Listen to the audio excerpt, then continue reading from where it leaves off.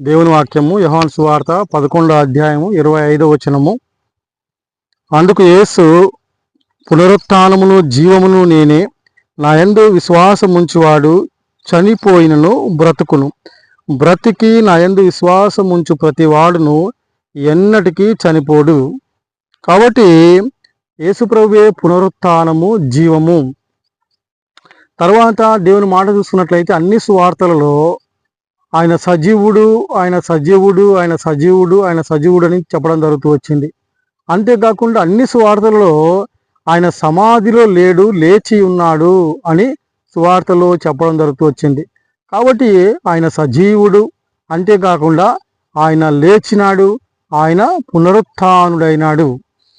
తర్వాత 1 కొరింథీ 15వ అధ్యాయంలో చూసుకున్నట్లయితే మరి 3వ వచనంలో, లేఖనముల ప్రకారముగా క్రీస్తు మన పాపముల నిమిత్తము మృతి పొందెను, సమాధి చేయబడెను. 4వ వచనము, లేఖనముల ప్రకారము 3వ దినమున లేపబడెను. కాబట్టి 1 కొరింథీ 15వ అధ్యాయము 3-4 వచనాలు ఏంటంటే ఆయన లేఖనముల ప్రకారంగా చనిపోయినాడు, లేఖనముల ప్రకారంగా సమాధి చేయబడినాడు, లేఖనముల ప్రకారంగా ఆయన తిరిగి లేచినాడు. ఇదే అధ్యాయం చూసుకున్నట్లయితే 1 కొరింథీ 15వ అధ్యాయంలో ఇప్పుడు 20వ వచనము, ఇప్పుడైతే నిద్రించిన వారిలో ప్రథమ ఫలముగా క్రీస్తు మృతులలో నుండి లేపబడి ఉన్నాడు. కాబట్టి 23వ వచనంలో కూడా ప్రతి వాడును తన తన తన తన వరుసలోనే బ్రతికింపబడును, ప్రథమ ఫలము క్రీస్తు. తర్వాత క్రీస్తు వచ్చినప్పుడు ఆయన వారు బ్రతికింపబడుదురు.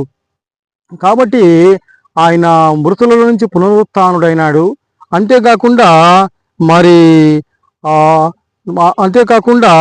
మరి పునరుత్థానంలో ప్రథమ ఫలము ఆయనే. కాబట్టి నిద్రించిన వారిలో ప్రథమ ఫలముగా క్రీస్తు మృతుల నుండి లేపబడి ఉన్నాడు.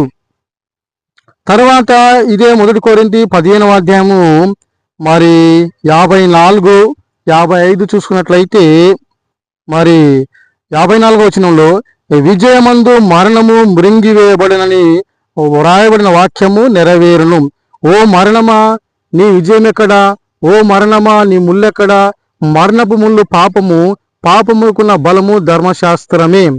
అయినను మన ప్రభువైన యేసుక్రీస్తు మూలముగా మనకు జయము అనుగ్రహించుచున్న దేవునికి స్తోత్రము కలుగునుగాక.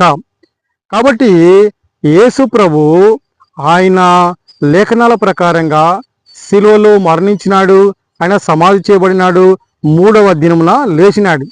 కాబట్టి యేసు ప్రభు చెప్పిన మాట ఏంటంటే